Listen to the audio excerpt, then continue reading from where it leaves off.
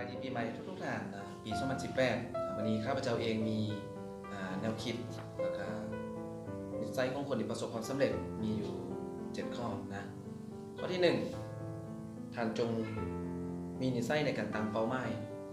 ทุกๆวัน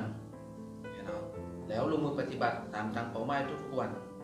ข้อ 2 ท่านต้องโฟกัสท่านต้องเอาใจใส่ท่านต้องได้มีใจกับมันแล้วก็เฮ็ดเทอละอย่างยกตัวอย่างความสำเร็จจะเกิดขึ้นเนี่ยมันมีหลายอย่างที่ให้เอาเข้ามานะ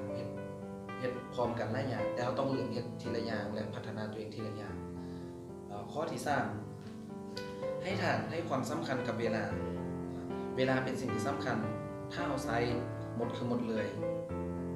มันต่างกับเงินนี้ถ้าเอา5มาได้เอาใช้หมดเอาก็5มาได้แต่เวลาถ้าใช้หมดเราก็คือหมดเลยนำท่าปลาเวลาท่าคนนะเอาคืนบ่ได้ข้อที่ 4ท่านจงใช้จ่ายน้อยกว่าที่5มาได้แสนก็ต้องได้จ่ายน้อยกว่าแสนบางคนนี้บ่ประสบความสำเร็จย้อนมา5มาได้น้อยแต่จ่ายหลายกว่า5มาได้อันนี้บ่สามารถจะประสบความสำเร็จได้นะข้อที่ 5ท่านต้องเรียนรู้และพัฒนาตัวเองอย่างต่อเนื่องการเรียนรู้และพัฒนามันมีหลายช่องทางปัจจุบันนี้ก็จะเป็นช่องทางเฟซก็สามารถเรียนใน YouTube เรียนในท่านสามารถเข้าไปศึกษาได้เลยและพัฒนาตัวเองได้แต่ปัจจุบันนี้ก็คือ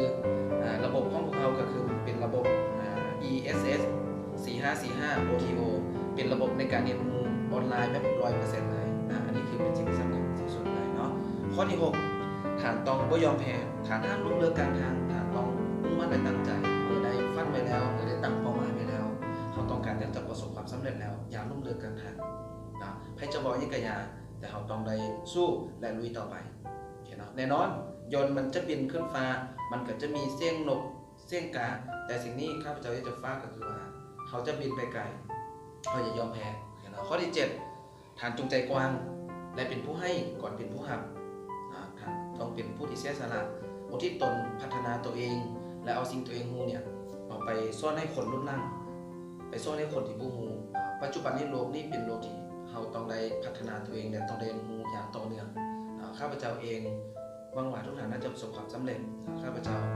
ขอขอบใจทุกท่านที่ติดตามเพจคิดบวกคือกุญแจสู่ความสำเร็จ